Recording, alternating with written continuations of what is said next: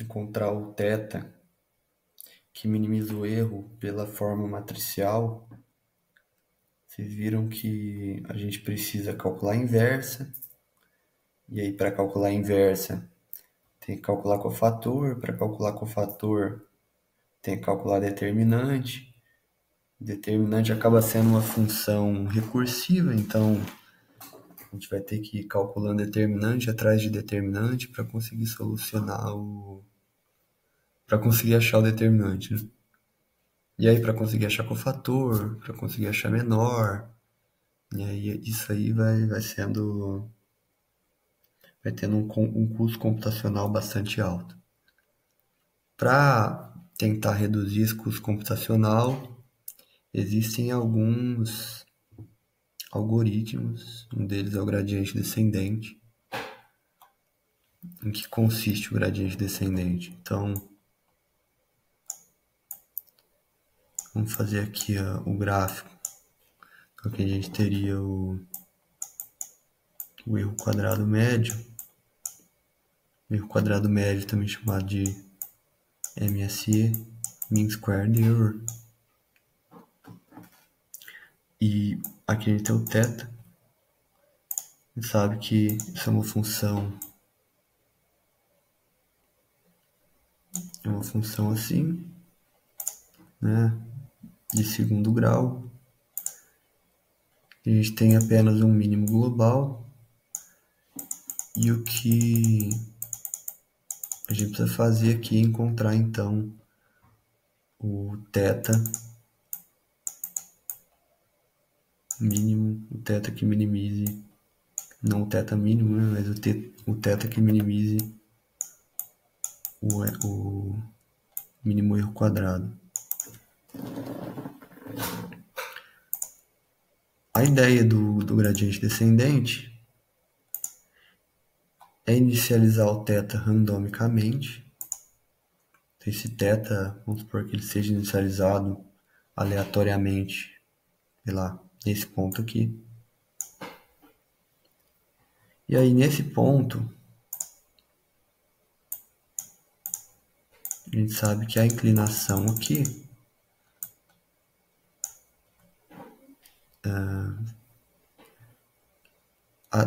a derivada desse ponto é a tangente dessa inclinação aqui, né? Então aqui a gente tem que a tangente, ela é a derivada do MSE, função de θ.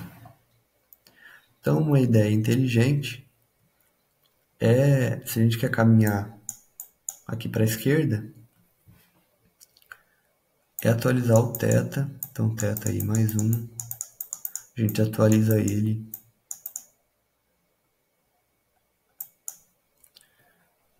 fazendo uma subtração aqui da derivada. Então, se a derivada é positiva, que a gente subtrai a derivada, ele vai caminhar para a esquerda. O que pode acontecer aqui é, se a derivada for muito grande, ele caminha para cá, ele deu um salto muito grande. E se ele dá um salto muito grande, a derivada vai ser o módulo dela vai ser cada vez maior, e aí a gente vai caminhando, na verdade, para fora aqui, para longe do ponto mínimo, né? A gente não quer isso, então o que pode ser feito aqui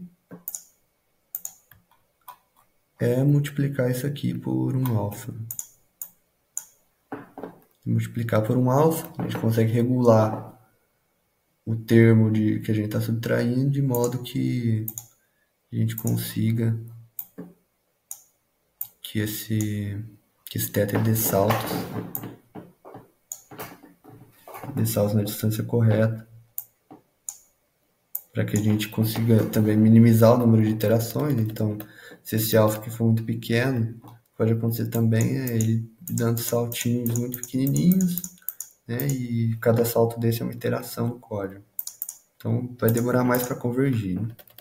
Então, a ideia é achar o alfa ideal, que ele não precisa dar tanto salto, mas que ele acabe convergindo aqui para o mínimo. Então, para atualizar esse código, a gente precisa calcular a derivada. E a derivada, então, do MSE, a gente tem que o MSE, ele é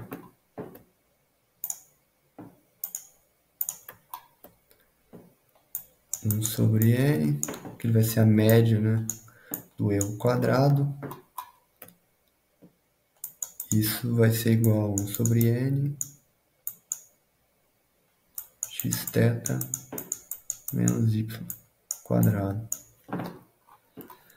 Para achar a derivada disso, a gente tem aqui, na verdade vai ter um vetor, né? Porque aqui então o erro quadrado ele é um vetor, ele vai ser erro quadrado 1, erro quadrado 2, e assim por diante. Então, o gradiente, ele vai ter o vetor gradiente, que seria o vetor das derivadas. Então, o vetor gradiente do MSE, ele vai ser a derivada parcial em θ0, a derivada parcial em θ1 e assim por diante. Que vai ser igual, então aqui a gente tem a derivada disso, né? A regra da cadeia, o 2 desce, vai ficar 2 por n. A derivada de dentro, então fica x, precisa transpor para poder multiplicar, e aí mantém o que está dentro, então xθ menos y. Então esse é o vetor gradiente. Daí, então, iterativamente, o que a gente precisa fazer é a cada iteração atualizar o θ, então falar que θ vai receber o θ menos o alfa vezes a derivada, né, que vai ser 2 sobre n x transposta xθ menos y. Então basicamente é isso, é fazendo iterações e atualizando cada vez o θ, e então ele vai caminhando aqui para baixo, né? Se ele caminha para cá, a derivada aqui é negativa, como a derivada é negativa a gente está subtraindo, e aí ele vai fazendo assim, né? Então ele vai até chegar aqui no mínimo. Então basicamente é isso. Esse alfa aqui, ele tem um nome, é chamado de... escrever. Chamado de learning rate. É o taxa de aprendizado. Beleza, pessoal? Então no próximo vídeo a gente vai fazer a implementação desse algoritmo aqui lá no nosso código. Então a gente se vê.